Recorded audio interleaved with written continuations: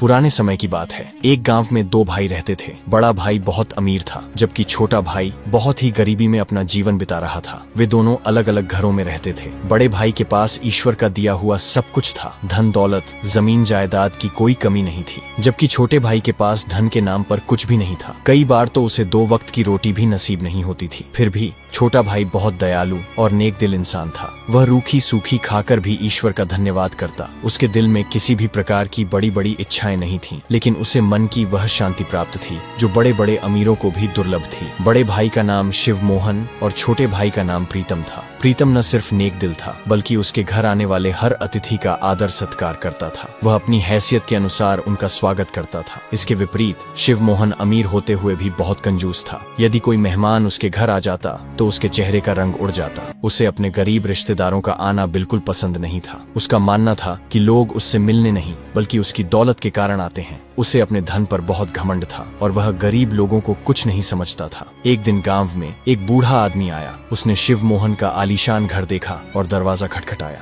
दरवाजे की आवाज सुनकर शिव मोहन बाहर आया। बूढ़े आदमी ने कहा, बेटा, क्या एक दिन के लिए तुम मुझे अपने घर में आसरा दे सकते हो? मैं बहुत थका हुआ हूँ और बहुत भूखा भी। शिव मोहन ने उसकी बात सुनकर तिरस्कार से कहा, अरे बाबा, क्या तुम्हें ये कोई धर्मशाला लगती है? मेरे घर में तुम जैसे भिखमंगों के लिए कोई जगह नहीं है। अच्छा होगा कि सामने जो टूटा फूटा घर है वहाँ चले जाओ। वहाँ एक आदमी रहता है, प्रीतम नाम का। वह तुम्हें जरूर आसरा देगा। यह सुनकर बूढ़े आदमी को समझ में आ गया कि शिव मोहन कंजूस और घमंडी व्यक्ति हैं। वह चुपचाप वहाँ से चला गया और प्रीतम के घर के दरवाजे पर जाकर दस्तक दी। प्रीतम मुस्कुराते हुए बाहर आया और बोला, कहिए बाबा जी, कैसे आना हुआ? बूढ़े आदमी ने कहा, बेटा, मैं बहुत थका हुआ हूँ। इससे पहले कि वह आगे कुछ कह पाता, प्रीतम बोला, बाबा, पहले आप अंदर आइए, बाकी बातें हम अंदर बैठकर करेंगे। प्रीतम उसे घर के अंदर ले गया, बैठाया और सबसे पहले पानी पिलाया। पानी पीने के बाद बूढ़ा आदमी बोला, बेटा, मैं इस गांव में एक बहुत जरूरी काम से आया हूँ। मुझे बस रात बिताने के लिए एक आसरा चाहिए। सुबह होते ही मैं चला जाऊंगा। प्रीतम ने मुस्कुराते हुए कहा, बाबा जी, इसे आप अपना ही घर समझिए। आप जब तक चाहें यहाँ रह सकते हैं। ये सुनकर बूढ़ा आदमी बहुत प्रसन्न हुआ।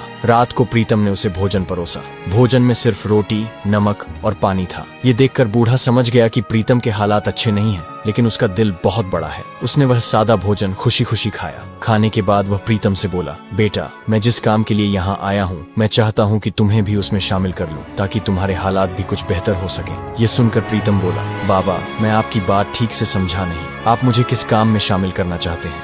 तब उस बूढ़े आदमी ने धीमी आवाज में कहा कि, बेटा, आज से 50 साल पहले मैं इसी गाँव में रहता था। उन दिनों मेरे पास धन दौलत की कोई कमी नहीं थी। मेरे पास बहुत सारे सोने के सिक्के और कीमती सामान था। मेरा एक भरा पूरा परिवार था, जिसमें मेरी पत्नी और 2 बच्चे थे। एक दिन जब मेरी पत्नी और बच्चे नाव में बैठकर दूसरे गांव जा रहे थे, तो नाव के पलट जाने से मेरी पत्नी